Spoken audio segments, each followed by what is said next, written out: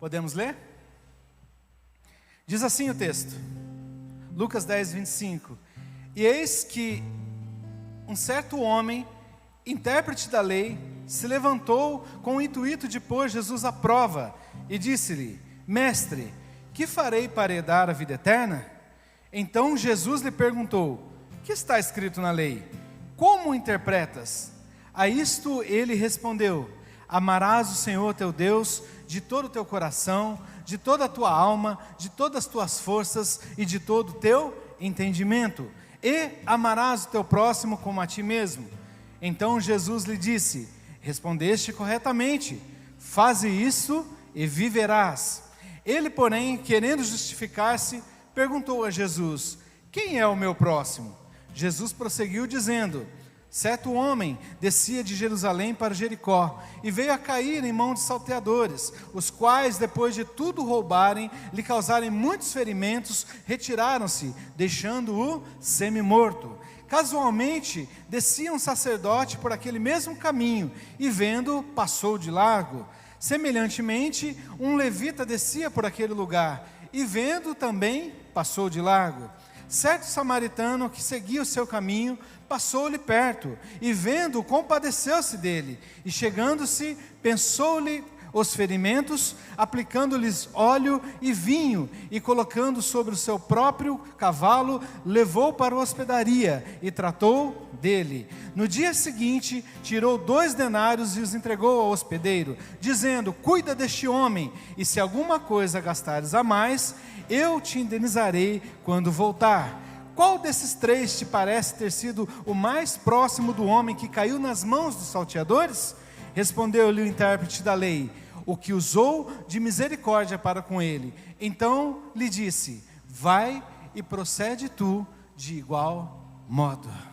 Aleluia. Feche seus olhos por um instante. Pai querido e Deus de amor, é a tua palavra.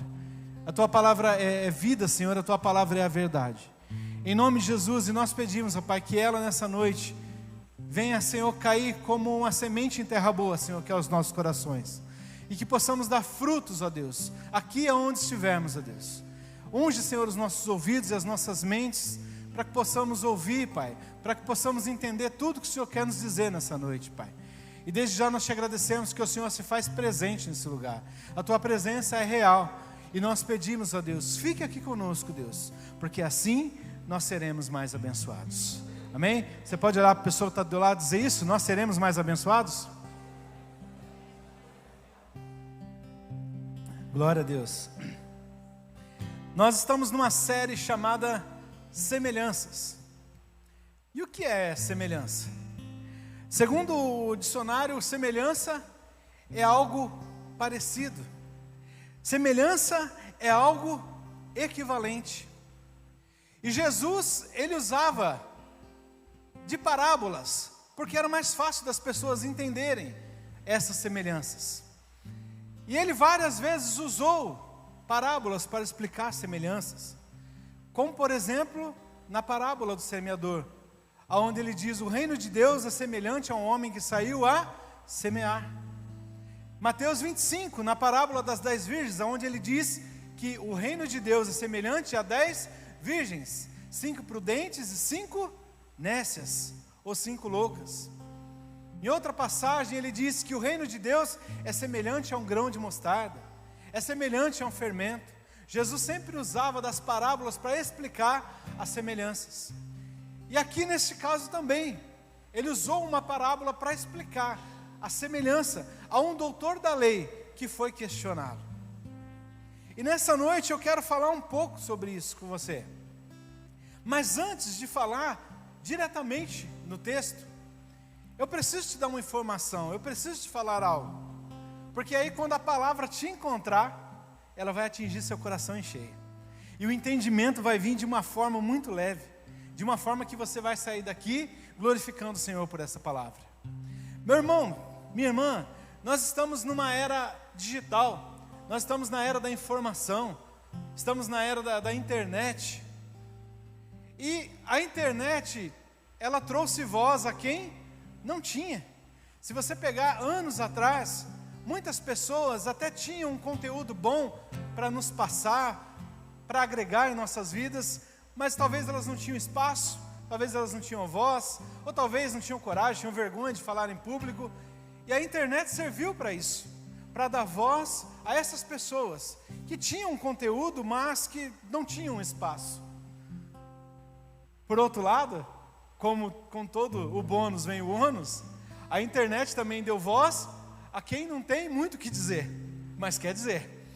Ela deu voz a quem não tem muito o que agregar, muito a contribuir, mas também tem seu espaço. E existe um terceiro grupo de pessoas que a internet deu voz, que eu chamo de reprodutores, que são aqueles que apenas pegam informação e passam adiante. Pegam e passam adiante, pegam e reproduzem. Não analisam, não pesquisam, não conferem se é verdade ou não, apenas reproduzem. E por que eu estou dizendo tudo isso para você? Porque de uns anos para cá, eu tenho ouvido uma palavra que tem sido repetida muitas vezes, tem sido reproduzida muitas vezes na internet, que é a palavra empatia. Quantos aqui já ouviram essa palavra? Está vendo? Quase todos. De uns anos para cá, tudo é empatia. Precisamos ter empatia. Mais empatia, menos ódio. Seja empático. Hashtag empatia. Faz tatuagem de empatia. E muitas pessoas que reproduzem isso nem sequer sabem o que é empatia. Outros até sabem, mas nem praticam empatia, mas querem reproduzir. Empatia, empatia, empatia. E o que é empatia? Empatia é a capacidade psicológica de você se colocar no lugar de outra pessoa. Então é errado, pastor, ter empatia por alguém? Não, jamais. Claro que não. Até porque, quando eu me coloco no lugar do meu próximo, eu jamais vou fazer para alguém algo que eu não quero que façam para mim. Então tudo bem ter empatia. Mas irmãos, nós somos cristãos. O nosso modelo é Jesus Cristo. E Jesus Cristo, meu irmão, ele subiu a régua. Vocês lembram no último culto que o pastor pregou aqui e ele falou sobre Ananias e Safira? Ele disse que Ananias e Safira morreram por quê? Porque Barnabé chegou primeiro, meu irmão. Barnabé chegou primeiro, vendeu tudo que tinha, distribuiu e colocou aos pés dos apóstolos. Então, meu irmão, Barnabé estabeleceu a régua. Tudo que veio depois não era mais válido. E Jesus também, ele não veio colocar a régua da empatia, mas Jesus colocou uma régua acima, que é a régua da compaixão. E qual que é a diferença entre empatia e compaixão? O que é compaixão, afinal? Compaixão também é você se colocar no lugar do próximo. Mas é você, além de se colocar no lugar do próximo, é você fazer alguma coisa para mudar a situação do próximo. Entenderam a diferença? Empatia, eu só fico observando, eu sinto as dores, eu me comovo, mas eu não faço nada. Mas compaixão não, compaixão, eu sinto as dores, eu sinto por ele, eu me coloco no lugar dele, mas eu vou fazer algo para mudar aquela situação. Amém? Eu vou dar um exemplo no dia a dia. Imagine que alguém chegue para você e diga assim: meu irmão, minha irmã, eu estou desempregada, estou com 3 contas de água atrasada, 3 contas de força atrasada, e cortaram a água, cortaram a força de casa. Tenho criança pequena, eu não sei mais o que fazer. Empatia é você falar: meu Deus, que triste, que situação, eu vou orar por você. Pai, em nome de Jesus, que abra as portas do emprego, que ela possa, Senhor, ter um emprego tão abençoado, que o patrão já vai dar o primeiro salário adiantado, para que ela possa pagar as contas, e para que religuem a água, religuem a força. Irmã, vai com Deus, irmão, vai com Deus, eu estou orando por você. Isso é empatia. Agora, sabe o que é compaixão? É você fazer essa mesma oração, mas falar assim para ela: o que eu posso fazer para te ajudar? Quanto que é? Ah, fica R$300 tudo, R$300? Olha, eu não tenho 50 aqui, mas espera aí. Lucas, você tem alguma coisa aí para me ajudar? A situação é assim. Celso, você tem alguma coisa aí? Emerson, você pode ajudar com alguma coisa? Marcelo, tem alguma coisa? Juntamos tudo, fomos lá, pagamos as contas. E ainda, meu irmão, com o que sobrou, compramos uma cesta e levamos para aquela família. Isso é compaixão. A régua que Jesus estabeleceu para nós cristãos não é a régua da empatia, mas sim da compaixão. E no ano que vem, se nós de fato seremos uma igreja transbordante, nós precisamos começar a praticar compaixão e não só empatia. O Senhor vai exigir de nós, não uma igreja somente empática, mas uma igreja compassiva. E Ele quer saber nessa noite, eu posso contar com você? Os necessitados podem contar com você? Amém. Nós somos uma igreja transbordante. Nós somos uma igreja que vai se compadecer das pessoas. Amém? Eu dei o exemplo para você no dia a dia, mas eu quero dar o exemplo na Bíblia, para mostrar para você como que a régua de Jesus era diferente. Em Mateus, no capítulo 14, no versículo 15, eles vão colocar aqui, vamos acompanhar. Olha só o que Jesus fez, Marcelo. Mateus, capítulo 14, 15. E sendo chegada a tarde, os seus discípulos aproximaram dele, dizendo: o lugar é deserto, a hora já avançada. Despede a multidão para que vão pelas aldeias e comprem comida para si. Segura aqui. Aqui é empatia. O povo ficou o dia inteiro ouvindo Jesus pregar. A multidão estava o dia inteiro ouvindo os sermões de Jesus, vendo Jesus curar, vendo Jesus operar milagres. E quando já está chegando o finalzinho da tarde, eles percebem que o povo está com fome, que a população está com fome, e daqui a pouco não tem mais nada aberto, meu irmão. O América vai fechar até 10 horas, meu irmão. Então o que eles fazem? Eles chegam em Jesus e dizem: Jesus, já está bom, né? Já pregou bastante, né? Libera o povo. Daqui a pouco vai fechar a última mercearia que tiver e eles não têm o que comer, eles estão com fome. Eles estavam preocupados com o povo, sim ou não? Sim, porque eles estavam com fome. Mas isso aqui é empatia. Apenas estavam preocupados porque as pessoas estavam com fome. Mas aí Jesus vem e estabelece a régua da compaixão. Versículo 16, o que diz?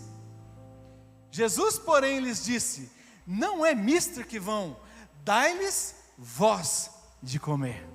Versículo 17. Então eles disseram: não temos aqui senão 5 pães e 2 peixes. Olha como que já mudou, meu irmão. Olha como que a compaixão já começou a transformar. Porque até agora era só mandar embora. Agora já está pensando como que eu posso ajudar.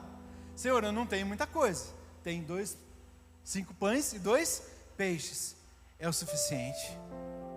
O Senhor está falando com uma igreja nessa noite que não vai precisar ficar contabilizando recursos, mas que vai precisar colocar o pé em fé, que vai colocar o pé e acreditar que Deus já abriu as portas. Quando você se move em compaixão, o restante Deus faz. Deus nunca vai te deixar envergonhado quando no teu coração haver um sentimento de compaixão. Em outra ocasião, em Lucas, no capítulo 7, dos versos 11 e 15, olha que interessante aqui também a diferença entre empatia e compaixão. Olha só, e aconteceu que no dia seguinte, ele foi à cidade chamada Naim. Com ele iam muitos dos seus discípulos e uma grande multidão. Versículo 12. E quando chegou perto da porta da cidade, eis que levavam um defunto, filho único de sua mãe, que era viúva, e com ela ia uma grande multidão da cidade. Versículo 13. E vendo o Senhor, moveu-se de íntima compaixão por ela e disse-lhe: não chores. Para aqui. Aqui é empatia. Ele vê a mãe que acabou de perder seu filho único. Já havia perdido o marido, agora perde seu filho. E ele se move de íntima compaixão. Só que a empatia leva Jesus até que ponto? A dizer para ela: não chores. Se ele tivesse parado por aqui, meu irmão, se o texto tivesse parado por aqui, essa mulher, com certeza, meu irmão, tinha atacado uma pedrada na cabeça de Jesus. Porque se chegar para uma mãe que acabou de perder o filho, né, Val, e falar para ela: não chores, está ficando doido. Então Jesus vem com a régua da compaixão. Próximo versículo. E chegando-se, tocou o esquife, e os que o levavam pararam, e disse: jovem, a ti te digo, levanta-te. E o que fora defunto assentou-se, e começou a falar. Versículo 15, e o entregou à sua mãe. Aqui, Jesus estabelece a régua da compaixão. E é isso que Ele quer de nós, uma igreja que se move em compaixão transbordante. O Senhor quer que nós, em 2023, possamos transbordar de compaixão pelo próximo. Amém?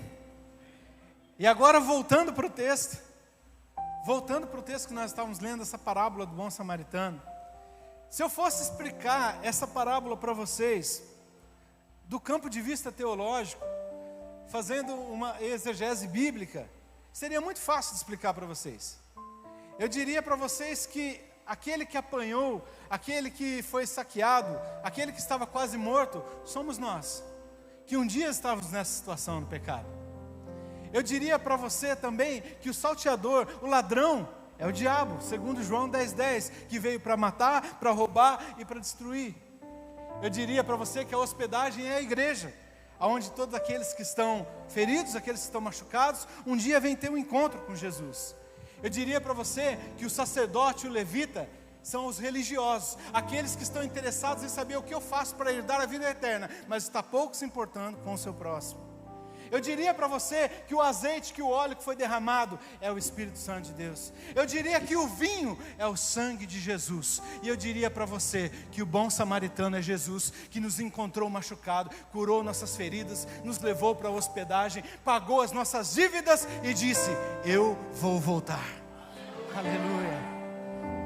Poderíamos fechar aqui e ir para casa abençoado. Mas tem muita coisa boa nesse texto que eu quero compartilhar com vocês. Tem tesouros escondidos que eu gostaria. Porque esse texto, se você for ler na sua casa, Lucas 10, lê lá do início. Ele começa falando que Jesus, ele chama 70 homens para a comissão dos 70. Algumas versões vão falar 72. E ele sai numa grande missão, ele sai desbravando de cidade em cidade, de casa em casa. E esses homens, quando eles voltam alegres, eles voltam maravilhados, Kenon, e dizendo: Jesus, nós repreendemos o demônio, dizendo: sai, ele saiu. Jesus, nós curamos em teu nome. Jesus, nós fizemos isso, fizemos aquilo.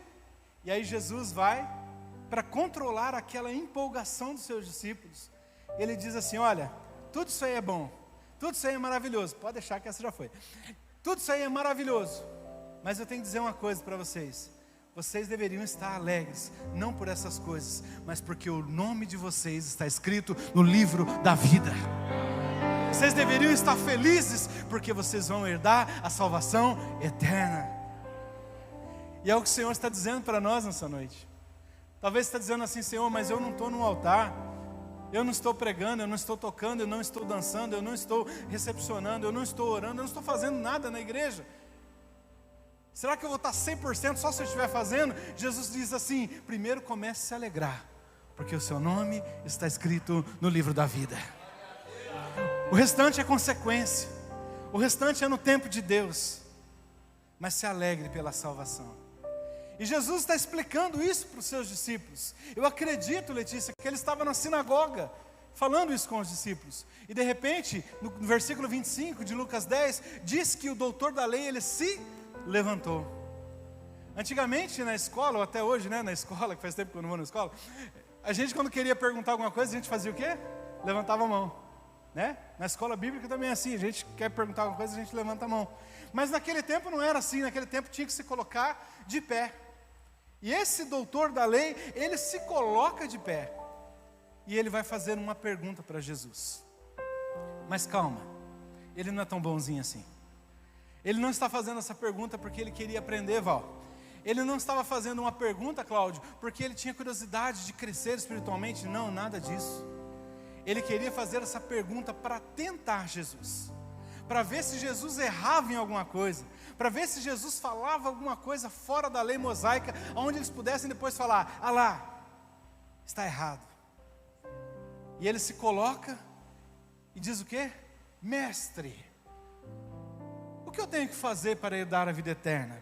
É como se ele dissesse assim: eu escutei você falando com seus discípulos aí, você falou alguma coisa que eles deviam estar felizes por ter herdado a vida eterna. Então o que eu preciso fazer? Quanto que eu tenho que pagar? Como que funciona? E não se engane, ele está fazendo isso apenas para provar Jesus. Eu vou explicar o porquê. O filho de Judeu, ele não aprende a ler nas cartilhas que são dadas na escola. O filho de judeu aprende a ler com a Bíblia. Com 8 anos, a criança aprende a ler com a Bíblia. Não é que nem nós, eu vou denunciar a minha idade aqui, pegou a caminho suave para aprender a ler. Não sou só eu, Jesus, eu estou vendo mais gente ali. Não é, eles aprendem a ler com a Bíblia. E aos 13 anos, eles têm que se apresentar no templo. Escute isso. E eles têm que pronunciar a Torá, que é o Pentateuco, os 5 primeiros livros da Bíblia. Eles têm que falar decorado. Não é lendo.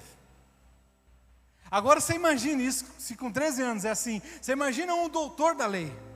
Alguém que estudou, Lucas. Alguém que se aprimorou. Ele sabia muito, meu irmão. E ele chega para Jesus, querendo passar uma falsa humildade, e diz: mestre. Era uma ironia, irmão. Porque ele sim era mestre. Mas Jesus era só um carpinteiro. E ele diz: mestre, o que farei para herdar a vida eterna? E Jesus é incrível, irmão. Ah, como eu amo meu Jesus. Jesus responde a pergunta dele com 2 perguntas. Devolve a pergunta com 2 perguntas. A primeira é: o que está escrito na lei? E a segunda: como lês?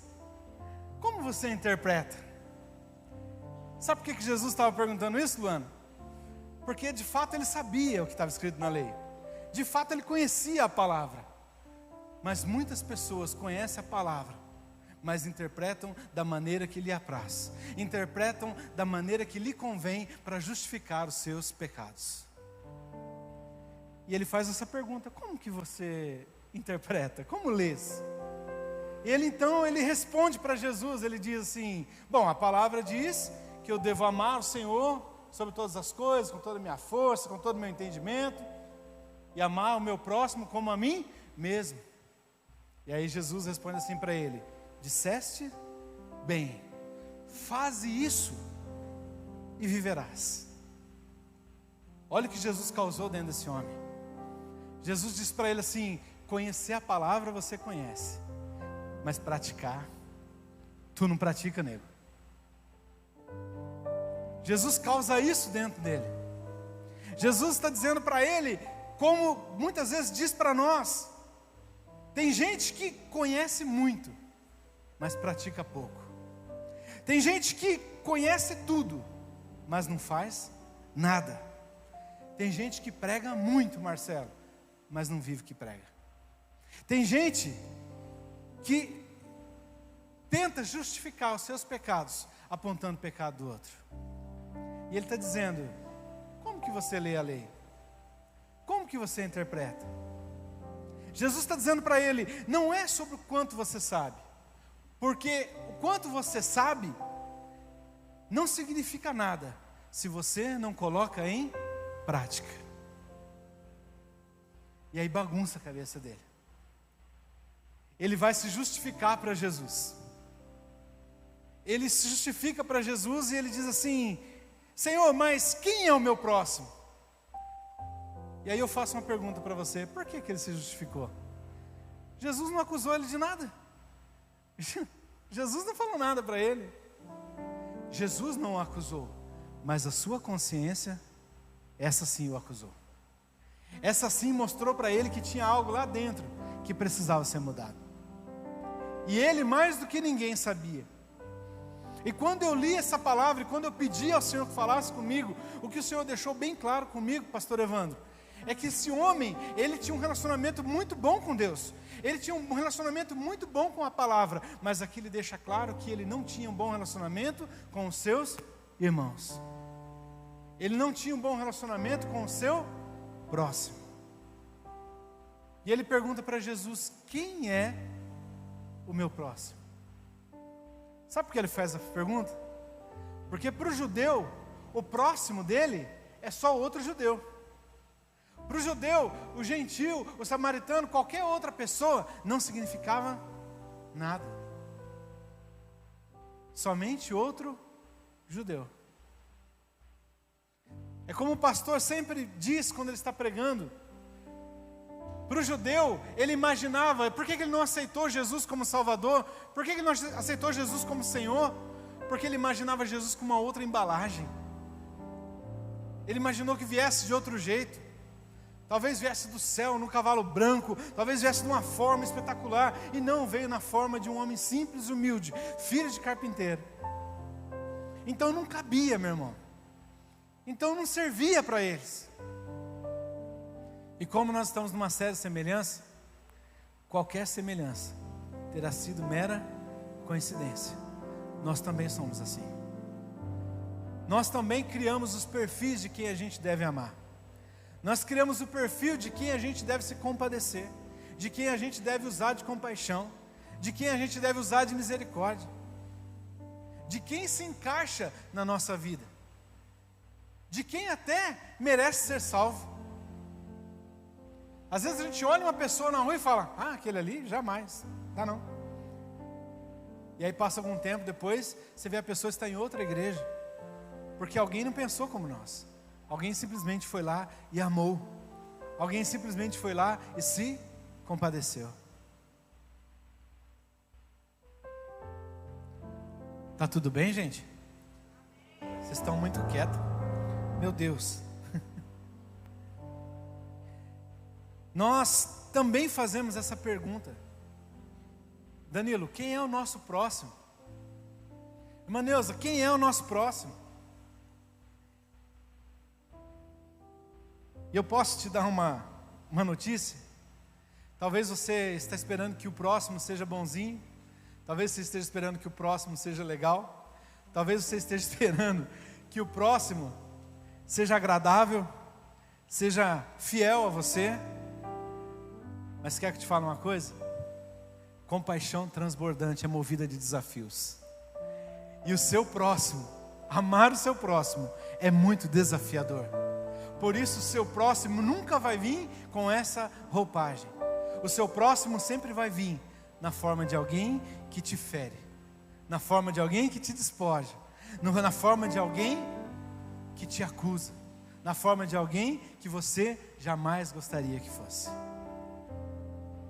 Pastor, você está de brincadeira. Sério mesmo, pastor? Então você quer dizer para mim que meu próximo é minha sogra, pastor? Sim. Mas pastor, ela já veio até com vassoura. É ela.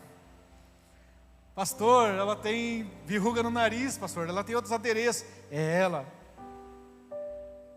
Talvez o teu próximo é o teu sogro, que se mete na sua vida, que fala o que você tem que fazer dentro da sua casa, que fala o que está certo e o que está errado. Ele é teu próximo. Talvez teu próximo é tua tia fofoqueira, que fala de você para todo mundo. Foi passear mesmo, também, parcelando em 10 vezes. Talvez teu próximo é o vizinho, meu irmão, que quando você vai sair de casa ou chega em casa, está com o carro parado na frente do teu portão. Ou talvez aquele lá que liga o som e deixa alto até 2, 3 horas da manhã. Esse é o teu próximo. E sabe por quê, irmã Marta? Porque amar quem é bonzinho é fácil. Amar quem não nos causa nenhum desconforto é muito fácil. Mas é assim. O próximo é alguém que nós vamos ter que aprender a amar. E eu posso te dar uma notícia, Letícia Ferraz? Quando você aprender a amar e lidar com o seu próximo, virá outro próximo, que é pior do que o próximo. É assim. E talvez você diz, pastor, mas é da minha família. Qual a novidade? Salmos capítulo 23, versículo 5 diz o quê? Prepara perante mim uma mesa na presença dos meus inimigos. Meu irmão, quem que senta na tua mesa? É alguém que você não conhece? Não. Olha lá. Preparas uma mesa perante mim na presença dos meus inimigos. Mas olha a notícia boa. Unges a minha cabeça com óleo e o meu cálice transborda.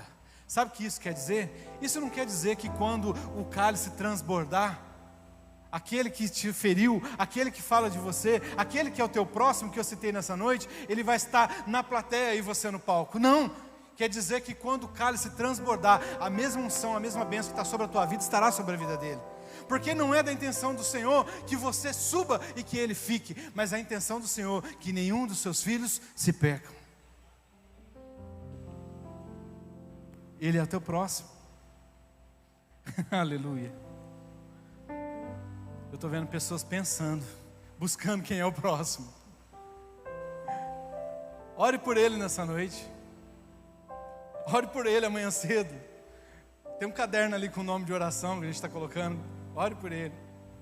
E para encerrar, eu quero colocar para vocês aqui duas perguntas que o texto nos faz. Lucas, no capítulo 10, no versículo 30, olha o que diz. A primeira pergunta que esse texto nos faz. E respondendo Jesus disse: descia um homem de Jeru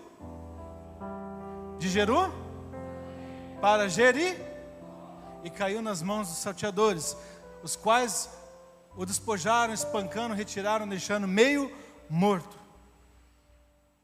O versículo está dizendo que esse homem estava em Jerusalém. O significado do nome Jerusalém é lugar de paz. E esse homem sai do lugar de paz e ele vai para Jericó. E Jericó, o significado do nome é perfume, perfumada. Ou seja, esse homem foi atraído por alguma coisa que mexeu com seu ego. Alguma coisa que, opa, eu quero estar lá. Lá é bom, o cheiro é bom, o som de lá é bom. Ele sai da casa de paz, pastor Evandro, e ele vai para o lugar de perfumes. Ele vai para o lugar da concupiscência dos olhos, da soberba da vida e da concupiscência da carne.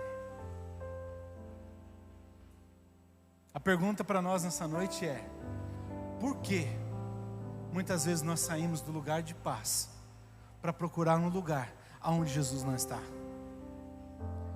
O lugar pode ter até perfume, mas Jesus não está. O lugar pode até ter multidão, mas Jesus não está. Porque todo lugar onde Jesus está tem multidão, mas todo lugar que tem multidão não tem Jesus. E a palavra do Senhor para você nessa noite é: cuidado. Cuidado ao sair da casa de paz. Cuidado para sair do lugar de paz, para ir atrás dos perfumes, porque você pode cair na mão de salteadores. E a segunda pergunta que eu quero deixar aqui para vocês está no versículo 34. Vamos lá. Olha só. E aproximando-se, atou-lhe as feridas, deitando-lhe azeite e vinho, e pondo sobre o seu animal, levou para uma estalagem e cuidou dele. Meu irmão, o sacerdote não tinha azeite, não tinha vinho. O levita não tinha vinho e não tinha azeite, mas o samaritano tinha. A pergunta que eu faço nessa noite é: aonde estava o azeite e o vinho do sacerdote e do levita? Eu deixei lá no templo. O Senhor está falando com pessoas nessa noite que tudo que tem recebido do Senhor, seja a unção, seja a graça, seja a misericórdia, seja a presença, seja os dons, está deixando aqui na igreja, e lá fora é outra pessoa. O Senhor está dizendo: quando você sair daqui, leve junto o azeite, leve junto a unção, leve junto a presença de Deus, leve junto o sangue de Jesus por onde você for. O Senhor quer que nós, pastor Felipe, deixemos de ser consumidores de culto para ser profetas do avivamento. Para começar a ser uma igreja transbordante, nós vamos ter que começar a levar lá para fora o azeite e o vinho.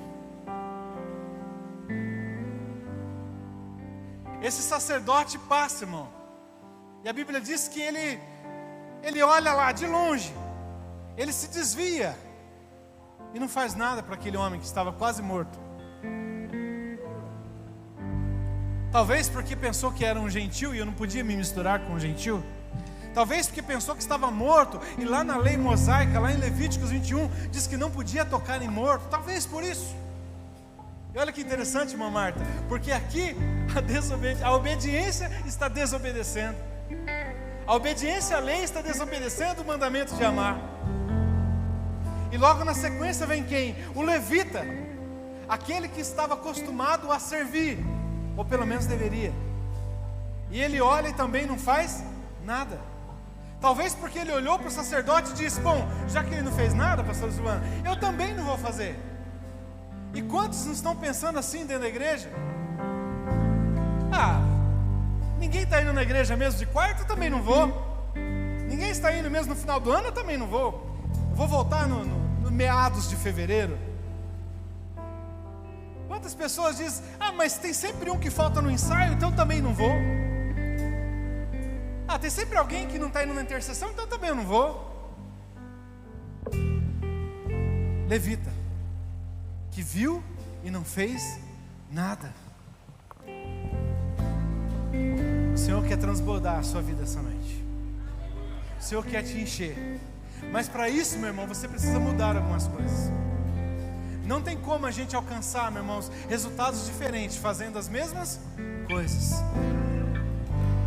E eu quero orar nessa noite por aqueles que querem mudança. Aqueles que querem mudança, eu convido para vir aqui para frente. Vou pedir o auxílio dos pastores da casa, dos líderes, dos intercessores. Eu não preciso falar mais nada, a palavra já falou com todos nós. E eu convido você que precisa se encher, você que precisa transbordar, sai do teu lugar, vem aqui, nós queremos orar por você. Você não vai ser mais o sacerdote que vai passar e vai desviar da rua para não ter que ajudar.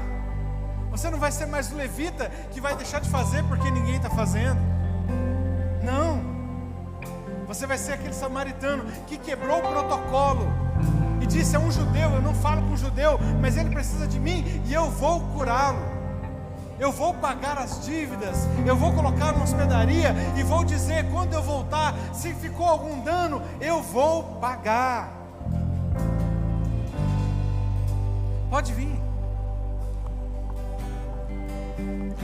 Talvez, escute isso, talvez você está pensando em alguém nessa noite, e você diz assim: quantas vezes eu tentei ajudar essa pessoa, quantas vezes eu orei por ela, quantas vezes eu tentei, eu falei, eu aconselhei, e ela não muda, ela continua a mesma pessoa, ela não quer saber de nada, eu desisto, ela é um caso perdido, eu já gastei tempo, eu já gastei até dinheiro com ela.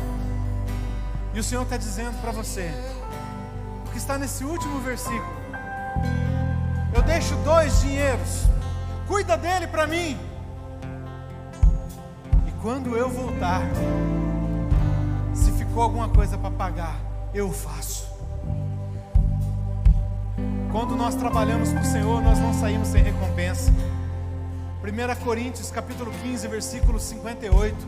Amados, sede firmes e constantes, sempre abundantes na obra do Senhor, sabendo que o vosso trabalho para o Senhor não é vão. Deus não fica devendo nada para ninguém. Nessa noite Ele quer restaurar, em nome de Jesus. Peço ajuda aqui dos pastores, olha ali, eu vou orar aqui, em nome de Jesus. Enquanto eles ministram,